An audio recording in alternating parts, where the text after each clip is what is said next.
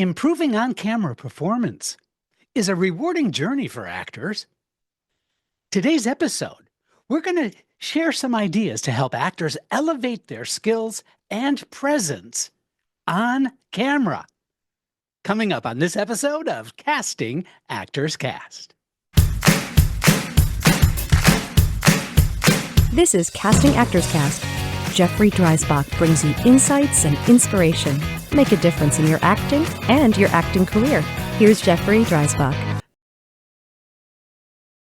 Well, hello and welcome to today's episode of Casting Actors Cast. I'm casting partner Jeffrey Dreisbach with the McCorkle Group in New York. How are you? I hope you're having a good day. I'm having a really good day, and I'm looking forward to sharing some information about preparing yourself for on camera, whether it's for an audition or whether you've booked the job and you want to feel as prepared as you possibly can on set. But first, this is that moment of the conversation where I get to say thanks for tuning in to Casting Actors Cast. It's been such a pleasure providing these podcasts for you. And thank you to all of you, all of those out there who've been able to send me some thanks and some gratitude. I feel it and I feel you, and thank you so very much because I'm having a lot of fun doing this. I invite you to check out the website, castingactorscast, alloneword.com. There you're going to find some useful information, I think. There's a blog called Jeff's Jots, which is really the show notes for each of the corresponding episodes. So if there's an episode you really liked and you want to kind of maybe refresh your memory and use some of the tools and tips that I'm giving you, you can just simply go to the website and print them out. They're all PDFs. Also, there's a place that says dive into the talent pool. If you do that, that opens up all kinds of freebies for you. One is a book on doing voiceover work that I wrote. It's called Conversation Pieces Out of the Studio, the voiceover workshop for professional actors. The other is a video. Yeah, I love this video because it's called Casting Secrets, What They Don't Tell You. Again, this is completely free. I'm not trying to sell you anything, but you will also see on the website, I'm very excited to share that my new book, Jeff's Jots, The Actor's Career Playbook, is available through Amazon, and the Creative Coaching Partners online course called The Art of the Audition is also available there. So all kinds of information there to check it out. So if you want to join us and be part of the community of actors who are just simply trying to feel better about our choices and make ourselves available to the information that's out there, then please, you can consider joining up. Anyway, in any event, it's really, really great to hear from you. Finally, if you wouldn't mind, if you got something out of this episode, to let me know by giving a like, a share, a thumbs up, a review. We're simulcasting this on YouTube, so you can actually watch me doing the episode. So that might be something, if you haven't tried that already, that would be really cool for you to maybe think about, at least anyway. All right, let's jump into those things that you can do for yourself to feel more comfortable and more confident when going on camera. So we're calling this on-camera performance prep. So here are 10 things that I think are really helpful to think about, but also to implement on your regular scheduled routine of preparing your best work on camera. One, of course, is to study the medium. And how do you do that? Well, I think you should watch yourself on camera. Self-review is absolutely crucial. Filming scenes and then playing them back, or monologues and then playing them back, that allows you to catch subtleties in your facial expressions, in your body language, and in your timing. Here's a cautionary tale about watching yourself on video. It's very important that you have a specific agenda for watching yourself. In other words, please don't do this. Don't try to just generally view your work and then critique it. That's not going to be helpful to you. And you lose a lot of objectivity, and you also lose an ability to be able to analyze some of those moments. And so my suggestion is to have a specific question in mind as you're reviewing your own work. For example, is my timing working? Do I have enough gear changes in my scene, in my speech, whatever it is. And so being able to be specific with a question that you ask before you do a playback is going to really help you stay focused on those things that you have control over. So I think that that's really important so that you don't just simply watch yourself in a generalized fashion, that you really analyze the work in an objective way. Here's another suggestion. I think you should analyze film and TV performances. I think it's important to study actors known for their on-camera performances. Whether you feel like you want to watch Academy Award winners or whether there's a favorite TV show, that you turn it into a learning exercise. You turn it into a systematic way that you can decipher, decode, however you want to put it, what is making that actor's work so successful. Notice how they make even the smallest expressions and movements feel quite powerful. So it's not about being smaller or doing less, which I always have an issue with anyway. It really is about the subtlety of those performers that you admire and watching exactly how they do it. Okay, moving on from there, master subtlety. This is on you. This is after you've analyzed these performances, after you've watched yourself on playback. It's important that you think about minimalizing some of those gestures because the camera picks up everything. So smaller, intentional movements are really much more effective than those kind of grand gestures that you might be a little comfortable with because of your theater background, your theater training. Notice that I didn't say do less. I did say minimize. And the reason that there's a difference is because I don't want the actor to feel constricted. I don't think there's any value in you feeling like that, that old adage, less is more. I think truth is truth. And so within the scene, you can make really clear, clean decisions for yourself. And part of that is just to be really intentional with your movements and your choices and your energy and your focus. And then I know this expression is kind of maybe overused a little bit these days, but micro expressions, and those are really subtle facial movements. Those are really subtle emotional places that the character's in, and that can reveal a lot on screen. So my suggestion is to practice conveying emotions with small shifts in facial muscles to make your character feel real. And you can do that with any scene work that you have. You can do your monologue work, whatever it is that you think would be useful for you to be working on. Those minimalist choices that you make, I think, are really going to be helpful for you. Moving on from there, it's focus on eyes and focus points. It's so funny because people say, oh, it's all about the eyes. And you've heard me say this. It is definitely about the eyes, but guess what? The eyes are attached to a brain, and you must keep your eyes alive by finding ways to keep energy in your gaze, even when still, even when quiet. Practicing different emotions in your eyes can add depth to your performance. This is something I have done in classes that I teach on occasion, and that is to literally put in the hat a bunch of different emotions. In other words, write out on a piece of paper whatever emotions, mad, sad, glad, whatever. And then you need to pick two of those pieces of paper out of the hat. And that means you go from this emotion to this emotion silently on camera. So film yourself doing this. You don't have to have any dialogue, but really analyze the emotional state that you start in. Then let me see the transition into the emotional state that you end in. In addition, you can be mindful of where you look, where the focus is when you choose to do that. It could be with an imaginary partner if you like. But understand this, knowing where to focus in each scene creates authenticity. Now, I know you know this, but I have to say it anyway, which is please avoid looking directly into the camera unless it's intended. In terms of doing a Zoom or a self-tape, and it's a remote situation, or even if it's in a live audition with a camera, you must be really clear about where that significant other is in your scene.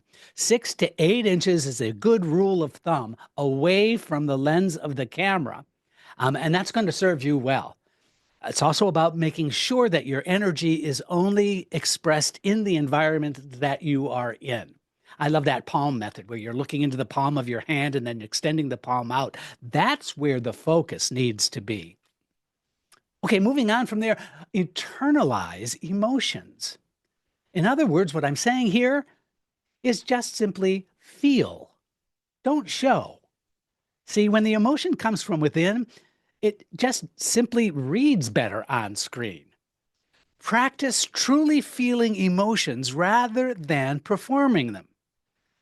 I suggest that you use your own personal experiences. Your own unique experience, because you are a unique human being, is really valuable.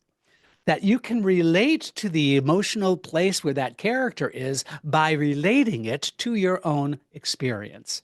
So simply tap into your own memories or feelings to bring much more emotional weight, for lack of a better way to say it, to a scene. All right, let's move on from there. This is number 5, breathing techniques. Now, you know I was going to say breathing, right? It's really valuable for the actor to put into practice on a regular basis controlled breathing. Breathing influences your voice control and your emotional delivery. So work on grounding your breath, especially during intense scenes, to maintain a steadiness and depth in performance. I hope that makes sense. I love the square breathing technique where you inhale through your nose on a 4 count, nice and slow 4 count, then hold that breath on a 4 count, exhale through your mouth on a 4 count, leave all of that air out on a 4 count.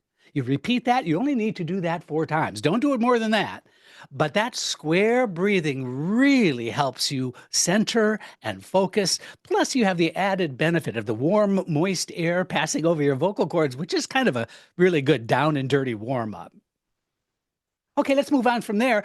Number 6, understand your physical space. Knowing your framing.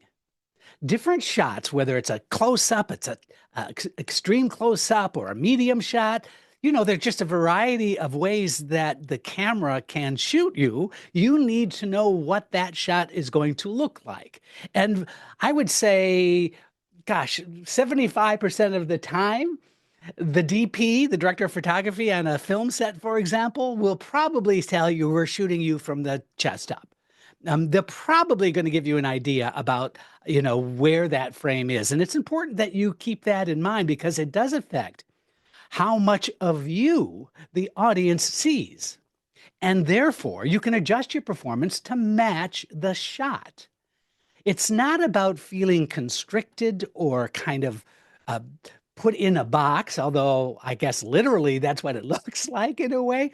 But mentally, that's not what it's about. Mentally, it's about the audience being that much closer to you, which also dictates that you don't have to express yourself quite as much as if it were, a long shot.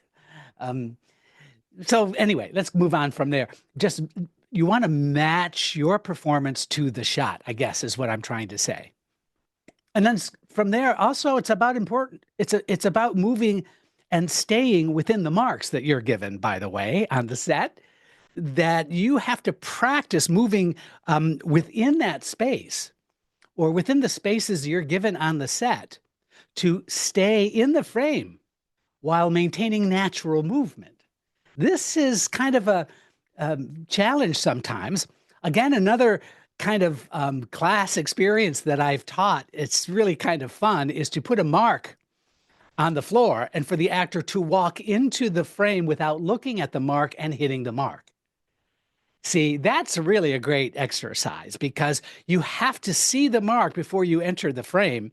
And then as you come in, you need to imagine where that mark is, but also maintaining your own natural energy and composure for that moment that you are entering the frame. And that's a really good exercise. That's something to practice, I think.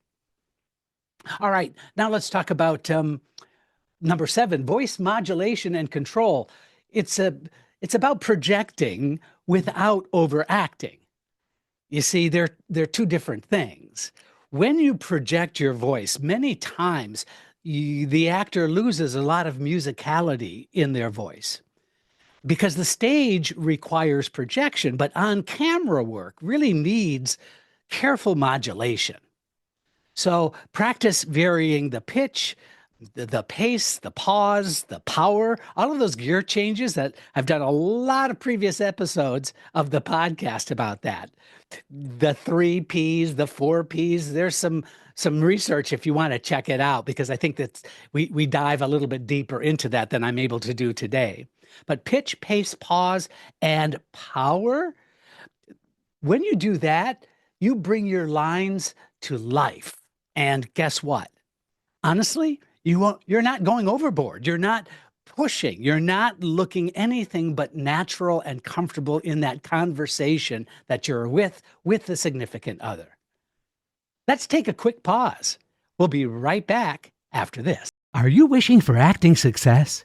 Are you ready with audition techniques for theater, film, and television? Are you ready with proven methods for growing your talent? Are you ready to boost your business? It would help if you had a playbook to guide you. Now, there's Jeff's Jots, the Actor's Career Playbook by Jeffrey Dreisbach. Jeff's Jots at Amazon.com, CastingActorsCast.com, available in paperback, hardcover, or ebook. Stop wishing and start doing with Jeff's Jots, the Actor's Career Playbook.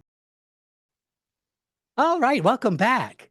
So as we continue to talk about all of the tips that can really help you prepare for that performance, another tip I think is to focus on clarity, focus on nuance. And this is kind of tied into what we were just talking about before the break, but enunciation matters.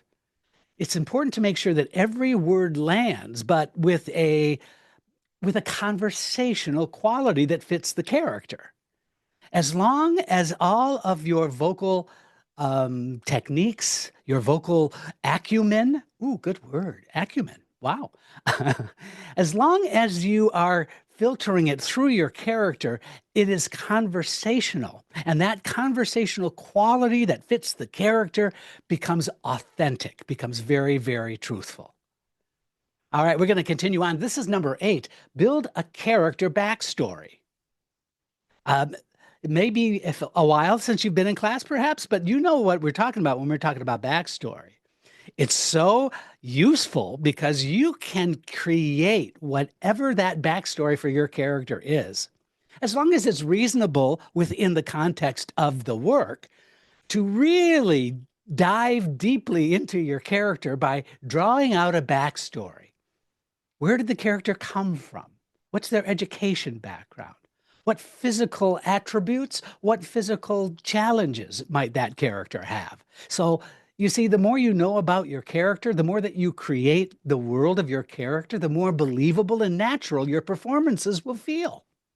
Think about how their experiences impact every line.